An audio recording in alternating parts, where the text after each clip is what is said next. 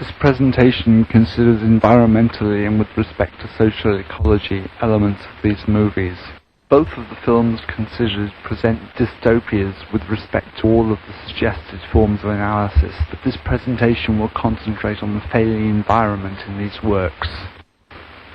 In both Soylent Green and 1984, the environment in Careless Gaia are hidden behind a police drama set in an oppressive political framework, respectively told from the viewpoint of principal investigators and pure subversives. The politicians in these films appear to tend to integrate this shadow of the primary protagonists into their characters, while the protagonists resist the effects of this state necessary to the workings of Gaia. As usual, filmmakers appear to portray a perpetual business-as-usual scenario amidst poison and decay for mindless humanity. Both of the movies project futures with technologies current with the milieu of the oeuvre. In both, the powerful cocooned political class lives with the best of technology of the milieu, while the poor masses suffer oppression and deprivation. This view of majority squalor appears to be a common perception over more time than merely the 80s. Martin seems to feel that to address common issues, to get viewers to reflect on themselves in and through SF, takes it beyond entertainment. The destruction of the ecosystem is a common issue to all of the public, but it is hidden to varying degrees in both movies behind stereotypical love and cop manifestations. Are the common environmental issues finally unnoticed in these works? Decay is visually omnipresent in 1984, but rarely enters the dialogue. Similarly, the mystery and its solution in Soylent Green presents the horror of the environmental catastrophe in such a way that the viewer is probably more caught up with the hero cop rather than the fate of the masses, which is left as an afterthought for the audience. The following clips seek to demonstrate that this scenario is present in both films, showing the Malthusian future manifest for the consideration of the audience. In accordance with the principles of doublethink, it does not matter if the war is not real, or when it is, victory is not possible. The war is not meant to be won, it is meant to be continuous. The essential act of modern warfare is the destruction of the produce of human labor. A hierarchical society is only possible on the basis of poverty and ignorance. In principle, the war effort is always planned to keep society on the brink of starvation. The war is waged by the ruling group against its own subjects, and its object is not victory over Eurasia or East Asia, but to keep the very structure of society intact. War maintains the population on the verge of starvation to retain control for leaders and thus the structure of society, which with Adam Smith's Wealth of Nations and environmental destruction compounded, show social environmental dystopia in the extreme as people riot to eat even people.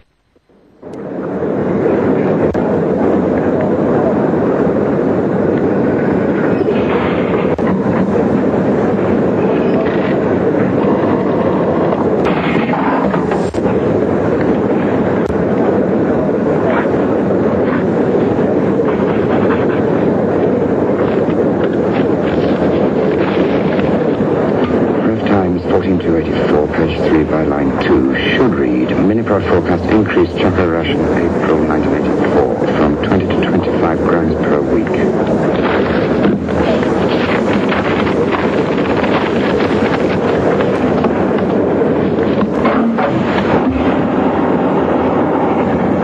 How's the rumour? Yeah? Good news, is it? Oh, I should say so, yeah. Choco rations going up. Really? 25 grams next week. Double plus good, eh? Speed right, 14%.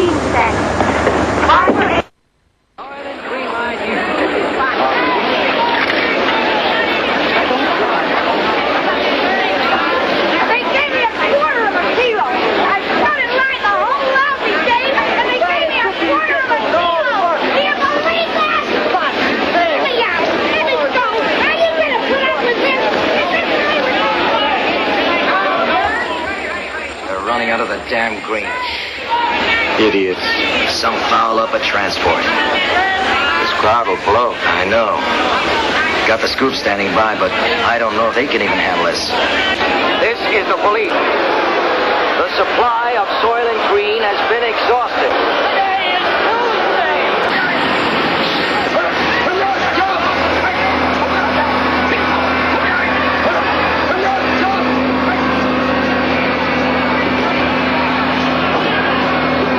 In Soylent Green, the Malthus meme is a highly visible feature just behind the cop story, within a dystopic political scene seemingly taken for granted. In 1984, this is but a minor point behind the political dystopia. Following clips further show strategies to cope with this future.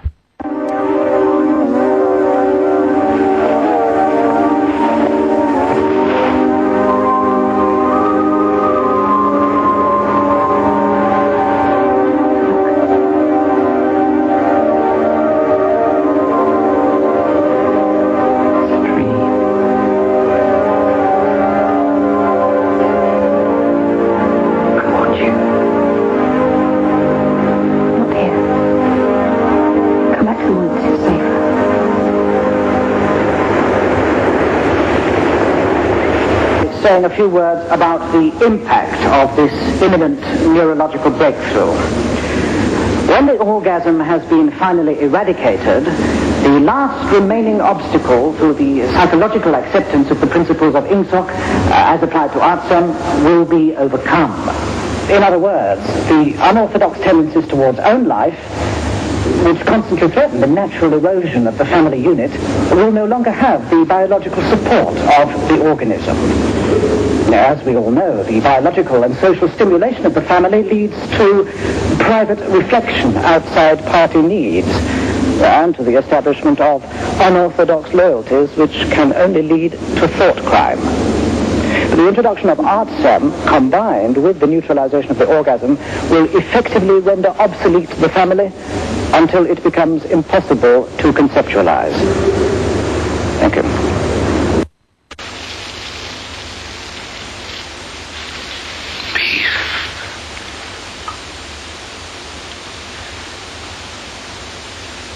Oh my God.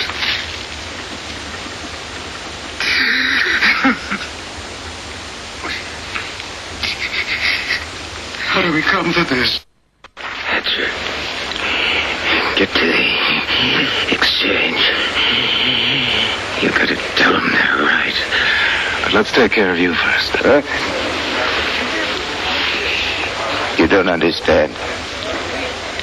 I've got proof. They need proof. I've seen it. I've seen it happening. They've got to tell people. Tell them what? The ocean's dying. The plankton's dying. It's people. Soylent Green is made out of people. In reality, Western populations have neglected the social teachings of science fiction as discussed in Brockway. There is a retreat from population stabilization and limited warfare as a mechanism to achieve a sustainable economy. Viewing this manifestation of ignorance as part of a social ecology viewpoint, it is possible to see where political correctness leads to Malthusian disaster and social demise, such as the films portray.